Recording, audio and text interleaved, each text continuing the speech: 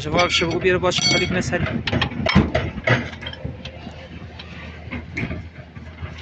خب بود دیدم من یک دفعه که چشم افتاد.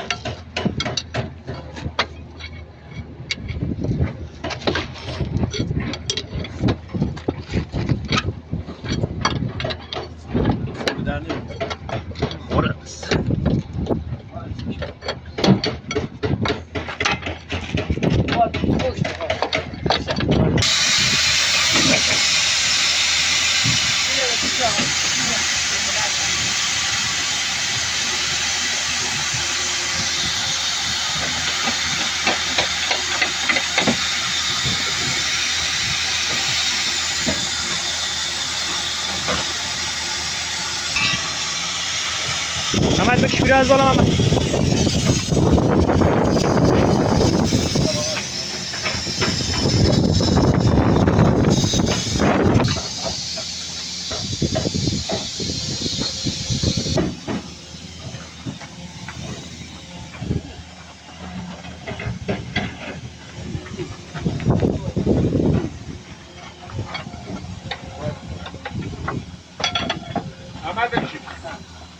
بکش حالا از بالا بکش.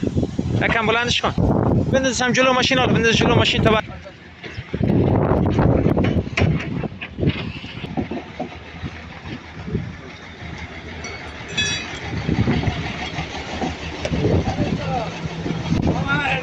نگاه میگه آقا خالی کنیتون آقا آقا دیگه تو بیلونگاییه.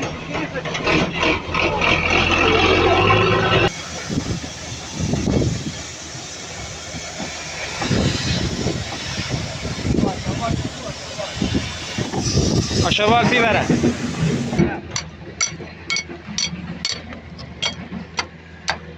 بس دیگه کی برا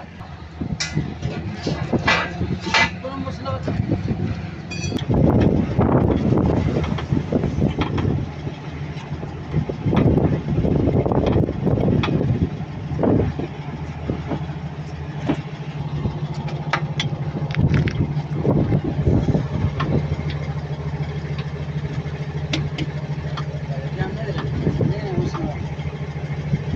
درجه لو داره بگی.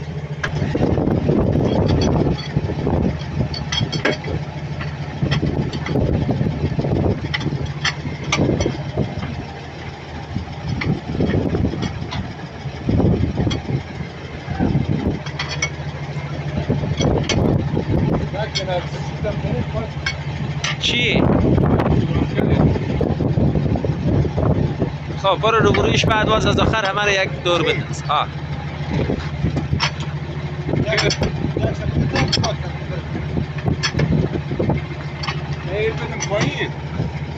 ها؟